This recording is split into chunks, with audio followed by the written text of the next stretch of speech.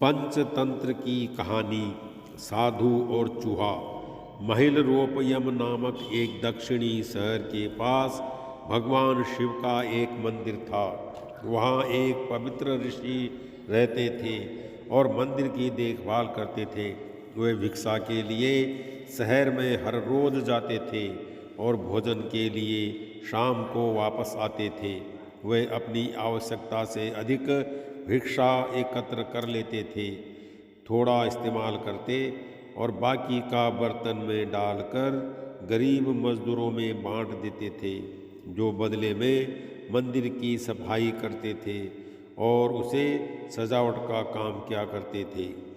उसी आश्रम में एक चूहा भी अपने बिल में रहता था और हर रोज कटोरे में से कुछ न कुछ भोजन चुरा लेता था। जब साधु को एहसास हुआ कि एक चूहा भोजन चोरी करता है, तो उन्होंने इसे रोकने के लिए सभी तरह की कोशिशें की। उन्होंने कटोरे को काफ़ी ऊंचाई पर रखा ताकि चूहा वहां तक पहुंच न सके, और यहाँ तक कि एक छड़ी के साथ चूहे को मार भगाने की भी कोशिश की, लेकिन चूहा किसी भी तरह कटोरे तक पहुंचने का रास्ता ढूंढ लेता और कुछ भोजन चुरा लेता था। एक दिन एक भिक्षुक मंदिर की यात्रा करने के लिए आए थे, लेकिन साधु का ध्यान तो चूहे को डंडे से मारने में था और वे भिक्षुक से मिल भी नहीं पाए। इसे अपना अपमान समझकर भिक्षुक क्रोधित होकर बोले, आपके आश्रम में फिर कभी नहीं आऊँगा, क्योंकि लगता है मुझसे बात करने के अलावा आपको अन्य काम ज़्यादा महत्वपूर्ण लग रहा है। साधु विनम्रतापूर्वक चूहे से जुड़ी अपनी परेशानियों के बारे में भिक्षुक को बताते हैं कि कैसे चूहा उनके पास से भोजन किसी न किसी तरह से चुरा ही लेता है। यह चूहा किसी भी बिल्ली या बंदर को हरा सकता है। अगर बात मेरे कटोरे तक पहुंचने की हो तो मैंने हर कोशिशें की हैं, लेकिन वो हर बार किसी न किसी तरीके से भोजन चुरा ही लेता है। भिक्षुक ने साधु की परेशानियों को समझा और सलाह दी कि चूहे में इतनी शक्ति, आत्मविश्वास और चंचलता के पीछे अवश्य ही कुछ न कुछ कारण होगा।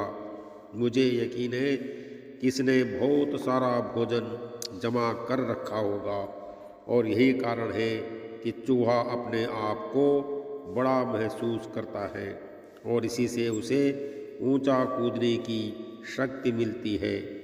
चूहा जानता है कि उसके पास कुछ खोने के लिए नहीं है, इसलिए वो डरता नहीं है। इस प्रकार साधु और भिक्षुक निष्कर्ष निकालते हैं कि अगर वे चूहे के बिल तक पहुंचने में सफल होते हैं तो वे चूहे के भोजन के भंडार तक पहुंचने में सक्षम हो जाएंगे।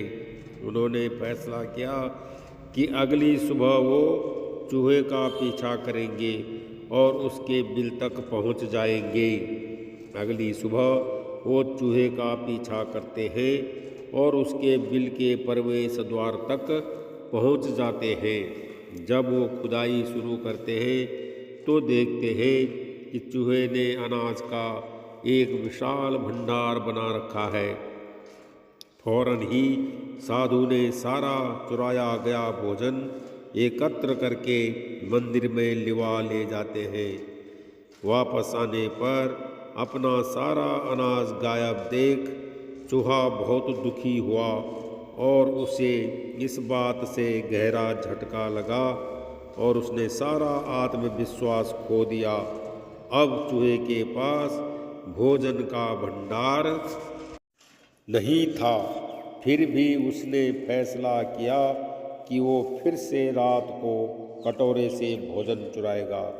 लेकिन जब उसने कटोरे तक पहुंचने की कोशिश की तब वो धड़ाम से नीचे गिर गया और उसे यह एहसास हुआ कि अब न तो उसके पास शक्ति है और न ही आत्मविश्वास। उसी समय साधु ने भी छड़ी से उस पर हमला किया। किसी तरह चूहे ने अपनी जान बचाई और भागने में कामयाब रहा और फिर वापस मंदिर कभी नहीं आया। यदि हमारे पास भी संसाधनों की कमी न हो तो हम में भी अद्भुत शक्तियाँ और आत्मविश्वास की कमी कभी नहीं आ सकती।